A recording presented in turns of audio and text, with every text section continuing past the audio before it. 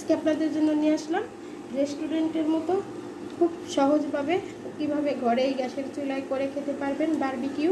আর সেই বারবিকিউ রেসিপিটা আজকে আপনাদের জন্য নিয়ে এসে হাজির হলাম। সুপ্রিয় দর্শক, আসসালামু আলাইকুম। যে যেখানে আছেন আশা করি সবাই ভালো আছেন, সুস্থ আছেন। আজকে করে দেখাবো তেলাপিয়া মাছের বারবিকিউ, তবে সেম রেসিপিতে আপনারা কোরাল মাছের বারবিকিউ করে দেখতে পারবেন। দেখবেন রেস্টুরেন্টের থেকে কোনো কম হবে না, আরও বেশি মজাদার হবে। আর গ্যাসের চুলাই আপনারা করতে পারবেন সহজ এবং পারফেক্টভাবে বারবিকিউ। আর কথা না বেরিয়ে চলে গেলাম পুরো রেসিপিতে। আজকে আমি করব তেলাপিয়া মাছের বারবিকিউ। এজন্য এখানে দুইটা বড় সাইজের তেলাপিয়া মাছ নিয়েছি। দেখতেই পাচ্ছেন মাছটাকে একদম আমি ডিপ করে কেটে নিয়েছি।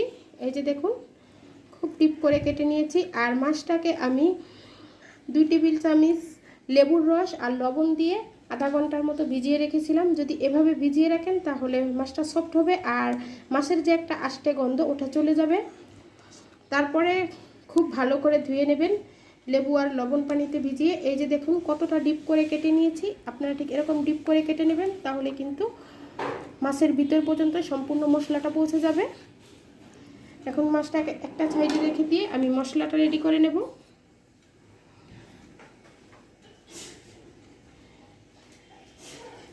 মশলার জন্য এখানে নিয়ে নিব আমি আদা রসুন বাটা নিয়ে নিব। 1.5 টেবিল চামচ আদা রসুন বাটা নিয়ে নিলাম। গুঁড়া দুধ দিয়ে দিব,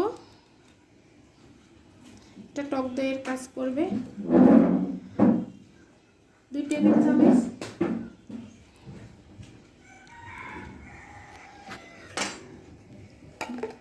ভাজা জিরার গুঁড়া দিয়ে দিব, 1/2 টেবিল চামচ সয়া সস দিয়ে দেব। এখানে সয়া সস দিয়ে দিলাম 1.5 টেবিল চামচ। টমেটো সস দিয়ে দিব 2 টেবিল চামচ।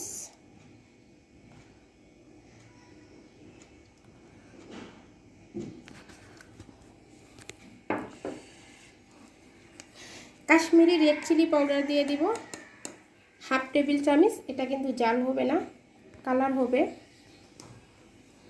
যদি একটু স্পাইসি খেতে পছন্দ করেন তাহলে ঝালের পরিমাণটা বাড়িয়ে দিবেন। এখানে আমি গুঁড়া মরিচ দিয়ে দিলাম 1/2 টেবিল চামচ।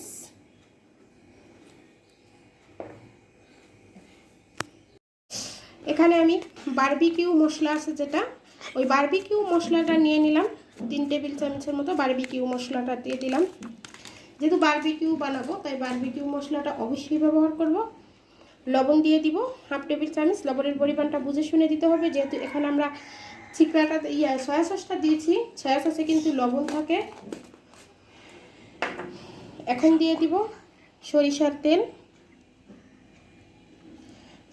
তেল দিয়ে দিলাম 1 টেবিল চামচ দিয়ে এখন সম্পূর্ণ মশলাটা খুব ভালো করে একটু মিশিয়ে নিব।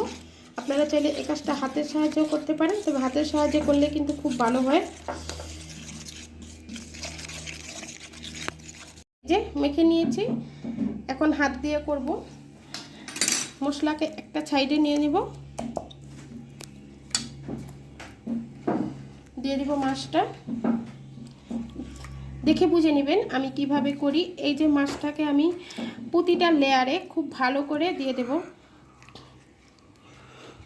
যে ডিপ ক্লিন করে নিয়েছি তার ভিতরে কিন্তু মশলাটা ঢুকিয়ে দেব, দেখতে পাচ্ছেন হাত দিয়ে।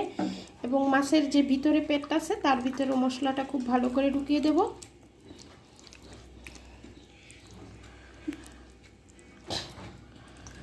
যারা নতুন রাঁধুনি আছেন তাদের জন্য বলছি, খুব ভালো করে এটাকে ম্যারিনেট করবেন। যতটা ভালো করে ম্যারিনেট করবেন ততটাই কিন্তু খেতে টেস্টি হবে। আজকে আমি গ্যাসের চুলায় বারবিকিউটা করব। গ্যাসের চুলায় বারবিকিউ করলে কিন্তু বারবিকিউটা খুব টেস্টি হয়, বোঝাই যায় না যে গ্যাসের চুলায় করেছি। একটু খুব ভালো করে মাছটাকে মেখে নিতে হবে। এই যে দেখুন মাছটাকে খুব ভালো করে আমি ম্যারিনেট করে নিয়েছি। আর এই ম্যারিনেট করা অবস্থায় রেখে দেব 3 থেকে 4 ঘন্টার জন্য। এটা ঢাকনা দিয়ে ঢেকে রেখে দেব 3 থেকে 4 ঘন্টার জন্য। ফিরে এলাম 2 ঘন্টা পরে। দেখতেই পাচ্ছেন মাছটার গা থেকে মশলাটা একটু সরিয়ে নিয়ে তারপর মাছটা দিতে হবে। আমি চুলায় কড়াই দিয়ে দিয়েছি, দিয়ে দিব সরিষার তেল।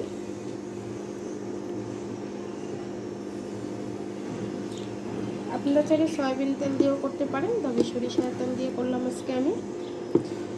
বেশি তেল দিতে হবে না, এখানে আমি 3 টেবিল চামচ তেল দিয়ে দিলাম।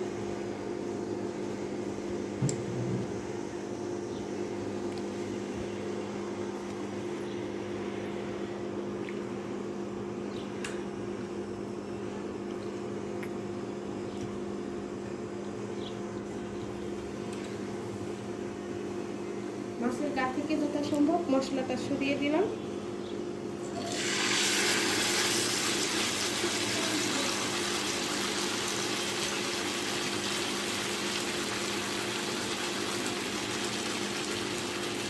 আমি দুটো মাছই একসাথে ফ্রাই করে নিব, সেজন্য একটু বড় কড়াই নিয়েছি। আপনারা চাইলে একটা একটা করে ফ্রাই করতে পারেন। দিয়ে দিলাম মাছটা। প্রথমত মাছটা হাই ফ্লেমে রাখো, তারপর মিডিয়াম টু লো রেখে মাছটা আস্তে আস্তে করে এক সাইড হওয়া পর্যন্ত অপেক্ষা করবো।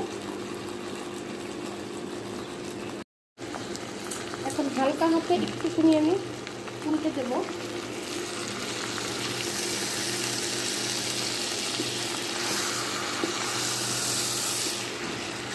দেখতে পাচ্ছেন, এখন চুলাটা আমি মিডিয়ামে করে দেবো। মিডিয়াম টু লো রেখে আস্তে আস্তে করে মাছটাকে ফ্রাই করে নেব। গ্যাসের চুলায় খুব সহজেই বারবিকিউ করা যায়, কিন্তু দেখে বুঝতে পারছেন কালারটা উপরে খুব ভালো করে চলে এসেছে। আরেকটাও আমি উল্টে দেবো।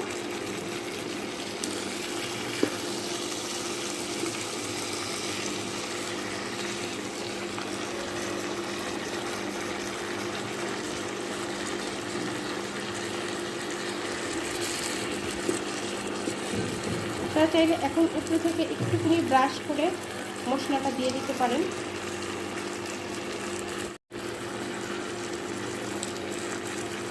আমিও একটু একটু করে মশলা ভিতরে যে জায়গাগুলো একদম ছিঁড়ে নিয়েছি ওগুলোর ভিতরে দিয়ে দেবো।